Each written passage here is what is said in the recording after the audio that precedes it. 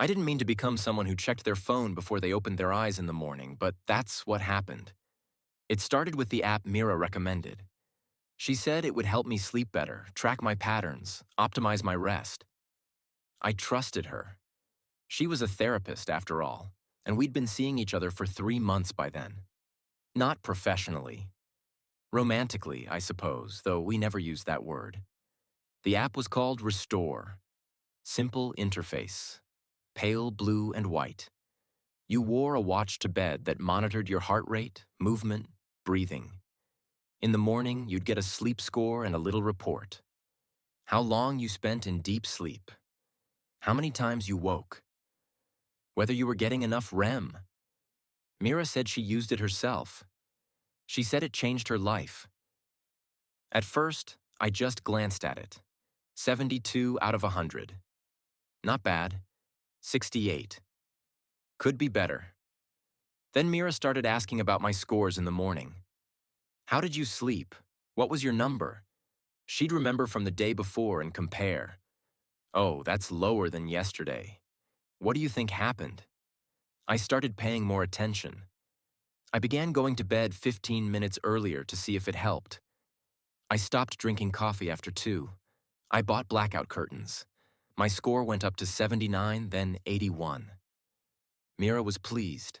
She said I was taking care of myself finally. I suppose she was right. The thing about Mira was that she noticed everything. She'd comment on things I hadn't realized about myself. You always rub your neck when you're anxious. You bite your thumbnail when you're thinking.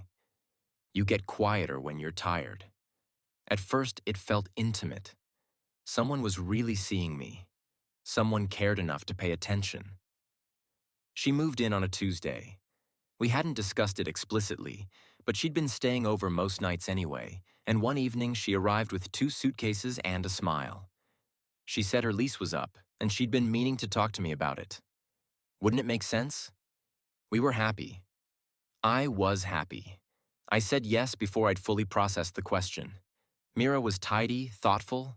She rearranged the kitchen so things were easier to reach. She replaced my bath towels with softer ones.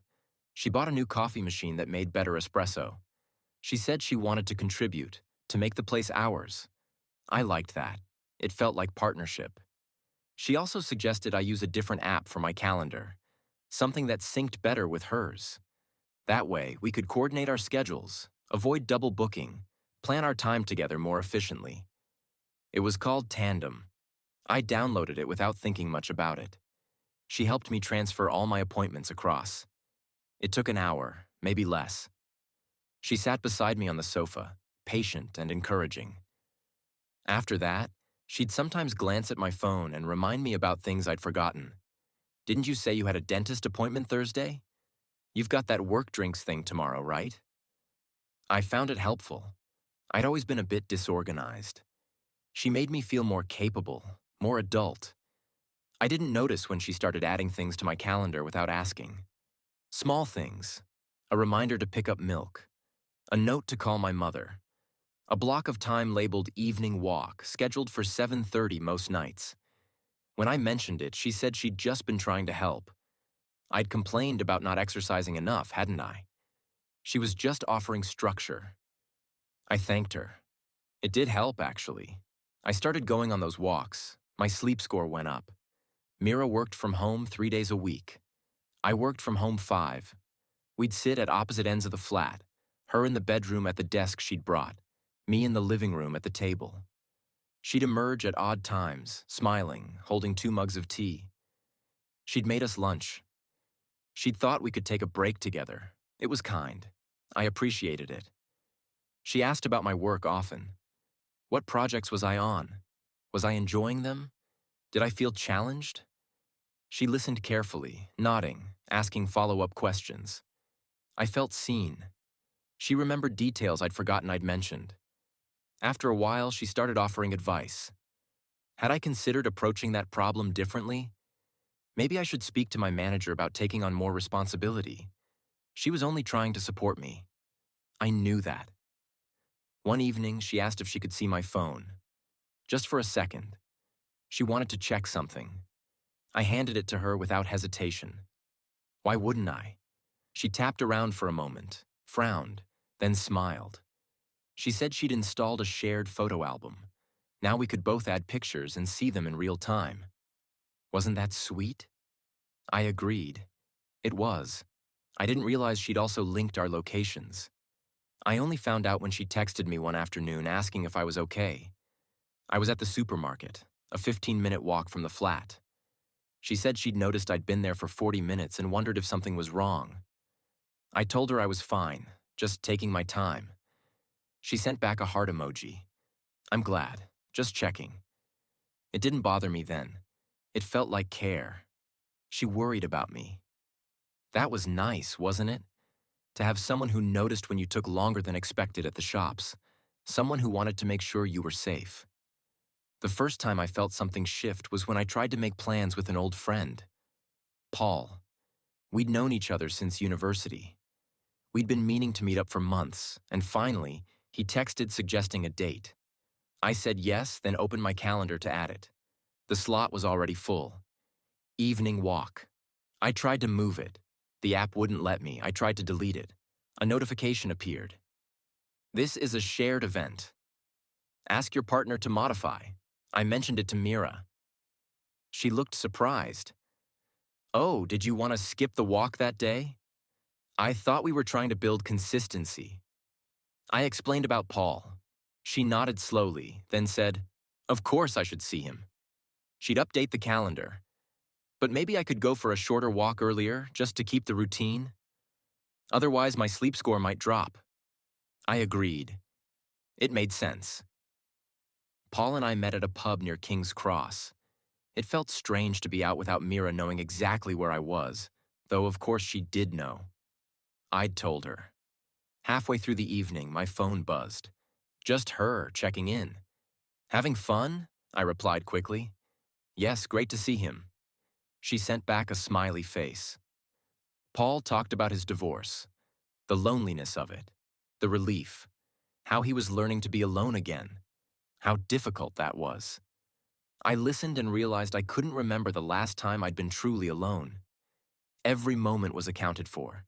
Even my solitary walks had become data points, logged and measured. When I got home, she was in bed, reading. She looked up and smiled. How was it? I told her it was good. She nodded. Did Paul seem okay? He's been through a lot lately, hasn't he? I paused. I hadn't mentioned Paul's divorce. She must have remembered from some conversation I'd forgotten. I said yes. He seemed all right. She smiled again. I'm glad. You're a good friend. She reached for my hand. I'm lucky to have someone so caring. I started to notice the questions more after that. Not that they were new, but I noticed them. Where had I been? Who had I spoken to? What had we talked about? She always framed it gently. I'm just interested. I care about your life. And she did. I could see that. She remembered everything. She made me feel important. I began to feel guilty when I didn't tell her things. Once, I bought a book on the way home. I didn't mention it. That evening, she asked if I'd stopped anywhere. I said no, then immediately regretted it. I felt dishonest. The next day, I told her about the book. She laughed. Why didn't you just say yesterday? I didn't know. I felt foolish. She suggested we start sharing our screen time reports with each other, just for accountability. We both spent too much time scrolling, didn't we? It would be good to keep each other on track. I enabled it. My phone sent her a summary every Sunday. She'd comment if my usage went up. You were on Instagram a lot this week. Everything okay? I'd feel caught out, defensive. I wasn't doing anything wrong, but it felt like I was. I stopped opening certain apps when she was nearby. I wasn't hiding anything. I just didn't want to explain. I started checking whether she was in the room before I picked up my phone. I felt watched. Then I felt guilty for feeling watched. She was only trying to help me be better. The flat began to feel smaller. Not physically, but in the way a room feels smaller when someone's always in it. I'd come home from a walk and she'd ask where I'd gone, which route I'd taken, whether I'd seen anyone. The questions were casual, conversational, but they stacked up. I started to feel like I needed to justify my movements, even to myself. One night, I woke at 3. Mira's side of the bed was empty. I found her in the living room, sitting on the sofa with my laptop open in front of her. I asked what she was doing. She didn't flinch, didn't close it. She said she couldn't sleep and had been looking at holiday destinations. She thought we could go away together in the spring, maybe Greece. She'd logged into my laptop to check my work calendar to see when I could take time off. I didn't know what to say. It felt invasive. But also, she was planning something nice. For us. I asked if she could have just waited until morning. She looked hurt. I thought you'd be pleased. I'm trying to organize something special. I apologized. I was pleased. I went back to bed. After that, I noticed my laptop was moved sometimes, just slightly. I'd leave it closed on the table, and later it would be angled differently. I didn't ask. I didn't want to seem paranoid. Maybe I was misremembering. Maybe I was losing track of small details. Mira never seemed to lose track of anything. I started to feel tired all the time.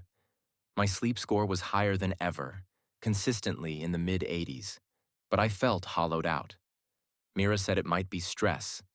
She suggested I cut back on work. Maybe I was overcommitting.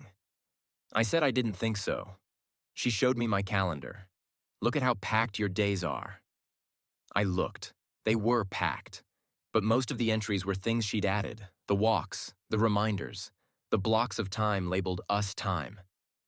I wanted to say that, but I didn't. It felt ungrateful. She was trying to help me structure my life. She was trying to make me better. Wasn't that what love was? Wanting someone to improve? I tried to delete the Tandem app once. I got as far as holding my finger on the icon before a notification appeared. This app is managed by your partner. Contact them to remove. I put the phone down. My hands were shaking. I didn't understand why. It was just an app, just a calendar, just a way to coordinate our lives. That evening, Mira asked if I was okay. I seemed distant. I said I was fine. She sat beside me, took my hand. You can tell me anything. You know that, right? I nodded. She kissed my forehead. I love you. You know I only want what's best for you. I believed her. That was the strangest part. I believed her completely. Paul texted again. He wanted to meet up. I said yes, then checked my calendar. The evening was free. I added the plan myself, labeled it Dinner with Paul. 2 hours later, Mira asked if I was sure I wanted to go. She wasn't being controlling, she said. She just thought I seemed drained lately. Maybe I needed a quiet night in. I could see Paul another time. I told her I wanted to go. She nodded. Of course, I'm not stopping you. But later, when I checked the calendar, the entry had been moved to a different day. A day I knew Paul couldn't do. I changed it back. She changed it again. I didn't confront her. I canceled with Paul. I said something had come up. I stopped suggesting plans after that. It was easier. Less friction, less guilt. I told myself it was temporary. I was tired. I needed to focus on getting my energy back. Then I'd start seeing people again.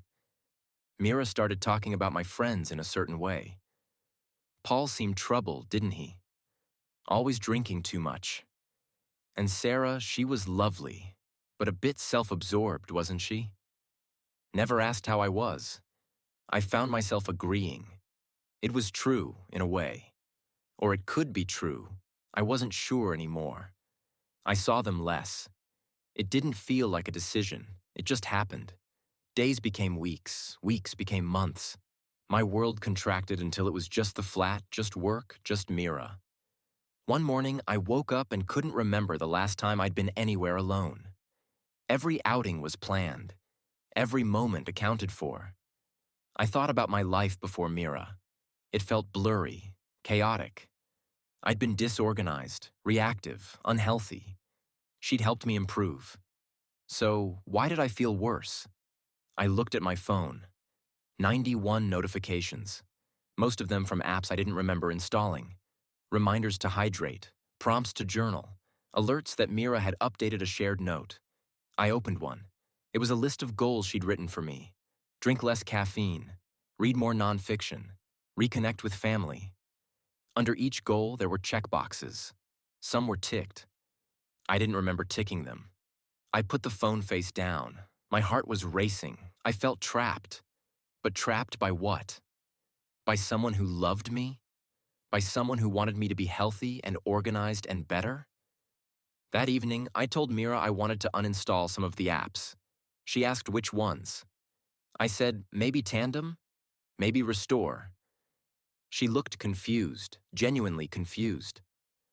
But they're helping you. Your sleep is better than ever. You're more organized. Why would you want to go back? I didn't have an answer that didn't sound ungrateful. I didn't have words for what I was feeling. It was too subtle, too diffuse. How do you explain that you feel erased when someone is being nothing but kind? She reached across the table and took my hand. I think you're just feeling overwhelmed. Let's take a few days, reset, and then see how you feel. Okay? I nodded. What else could I do? 3 days later, I tried again. I told her I needed more space. Not physical space, just space in my head. I needed to feel like my time was my own. She listened carefully. Then she cried. She said she'd been trying so hard to support me, to make things better, and now I was pushing her away. She said she didn't know what she'd done wrong. I told her she hadn't done anything wrong. I held her. I apologized. I didn't bring it up again. I started looking up articles on my work computer during lunch breaks. How to set boundaries in a relationship. Signs of emotional control. I felt guilty even searching. Mira wasn't controlling. She was caring. There was a difference. Wasn't there? The articles talked about isolation, monitoring, gradual loss of autonomy. They described relationships where one person slowly took over the other's life, always under the guise of help, always with good intentions. I thought about my calendar, my friends, the apps, the questions, the constant awareness of being tracked, being known, being managed.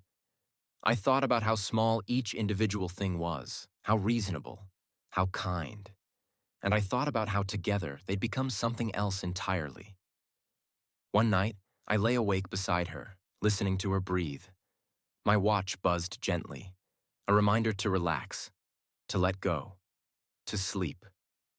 I turned it off. Mira stirred. She reached for my wrist in the dark. Why did you turn it off? Her voice was soft, concerned, sleepy. I didn't answer. I didn't know how. How do you explain that a sleep tracker has become a symbol of everything you've lost? The next morning, I packed a bag, just a small one, enough for a few days. I did it while she was in the shower. I left a note on the kitchen table. Short, simple. I said I needed time. I'd be in touch. I didn't explain. I couldn't. I stayed with Paul. He didn't ask many questions. He made up the sofa bed and left me alone. My phone buzzed constantly for the first day. Calls, messages, voicemails. I didn't listen to them. On the second day, the messages changed. They became worried, then hurt, then calm. She said she understood. She'd be here when I was ready. She said she loved me. She said she just wanted me to be happy. I turned my phone off. I slept badly without the app. I woke disoriented, heart racing, unsure what time it was. I missed the structure, the clarity, the certainty of knowing whether I'd slept well or badly.